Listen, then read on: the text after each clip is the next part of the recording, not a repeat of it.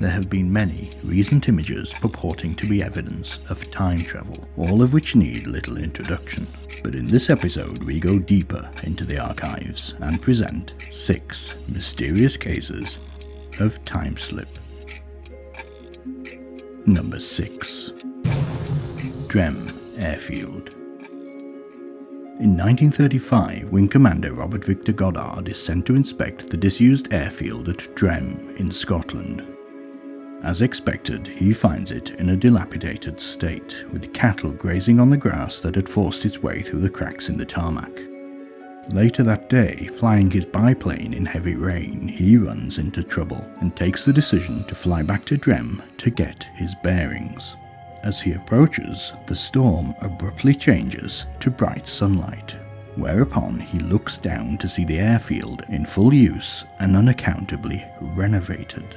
He is confused to see 4 yellow planes parked on the runway, one of which is a model, in spite of his long career in aviation, he fails to recognize, all being tended by a workforce of men in blue overalls, as opposed to the grey in use at the time.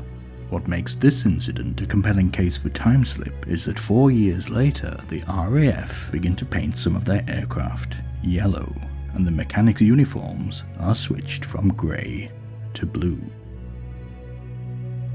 Number 5. The Vanishing Hotel. October 1979, and 2 English couples, the Simpsons and the Gisbys, are driving through France en route to a holiday in Spain. Close to Montélimar, they happen upon a cobbled road lined with old-fashioned buildings and come upon a curiously old-fashioned hotel in which they decide to stay the night. The hotel had a bizarre list of characteristics. It had no modern conveniences. The doors were secured with catches, the beds topped with bolsters, the windows were without glass, and the bed sheets were fashioned from calico. The guests at the hotel were strangers still. A lady in old-fashioned dress and button-down boots, and 2 French policemen in Victorian uniforms.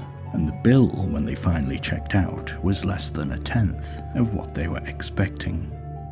On their return from Spain, they sought out the hotel again, only to find it no longer there at the end of the cobbled street, and more bizarre still, found that the photographs that they took at the hotel that should have been in the middle of their developed film were all blank, almost as if the hotel never existed, and the time that they spent there never happened.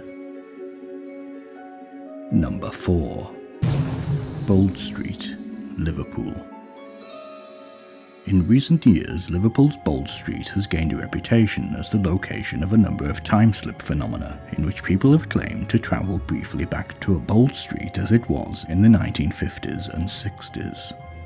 One of the incidents concerns Frank and Carol, a husband and wife who visit the main street on a shopping trip in 1996. His wife entering Waterstones, the bookshop, and Frank, delayed by a brief chat with a friend, entering just minutes later. He's surprised to see over the door not Waterstones but the name Cripps, and the contents of the window display, rather than being books, consisted of clothes, umbrellas, and hats. An old-fashioned van passes by, and it's at that point that he realizes that all the vehicles on the street date from the 50s and 60s, and the shoppers that filed past him were dressed in clothes of the same era. When he finally enters the shop, he is relieved to find himself in the familiar modern setting of the Waterstones bookshop. Later research by Frank, a serving British policeman, revealed that the store in the 1960s was indeed a clothes shop that went by the name of Cripps. Number 3. The Naval Cadets. 3 British naval cadets taking part in a map-reading exercise in 1957 ventured into the village of Kersey, drawn by the sound of the church bells. As they approached the village, the church bells stopped ringing, the autumn birdsong ceased, and the wind became still. The cadets felt an overwhelming feeling of sadness, together with a feeling of being watched and unwelcome.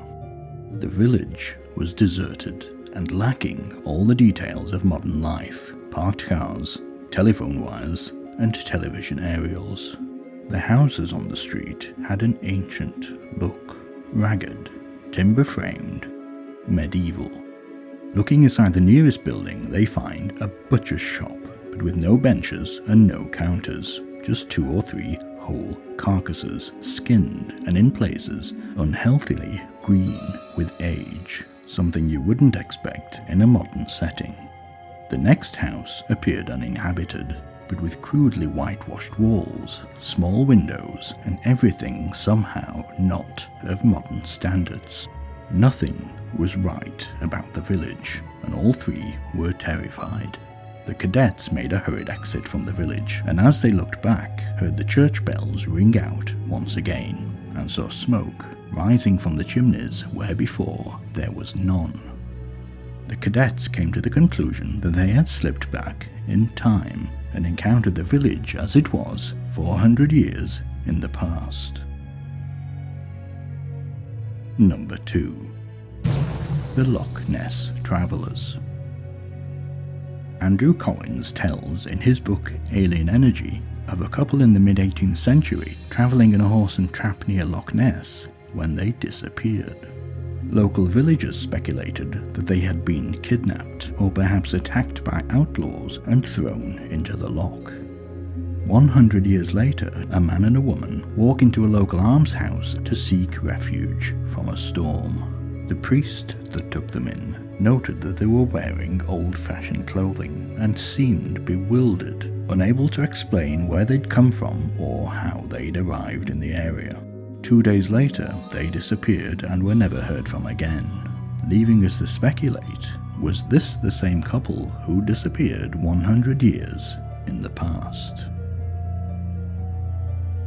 Number 1. Moberly-Jourdain. 1901, and Charlotte Moberly and Eleanor Jourdain, 2 academics of impeccable reputation, visit the Palace of Versailles in France. As they walk through the gardens, they become lost. The atmosphere becomes oppressive, the wind deathly still, and the landscape itself becomes flat and lifeless, and they are suddenly overcome with exhaustion. They are puzzled to find that every person they pass on their walk is inexplicably dressed in 18th century clothing. They come eventually upon a distinguished-looking lady, again in period dress, sketching on the grass, after which they are finally directed to the entrance of the palace. Months later, they decide to revisit the site, only to find the landmarks that they passed on the walk missing, and on seeing a portrait of the palace, recognize the lady sketching in the gardens as Marie Antoinette. Moberly and Jourdain later write a book about their apparent time slip, and staunchly defend their account against a lifetime of ridicule from Edwardian society, which is why the case of Moberly-Jourdain takes its rightful place at number 1 on our list of 6 mysterious cases of time slip.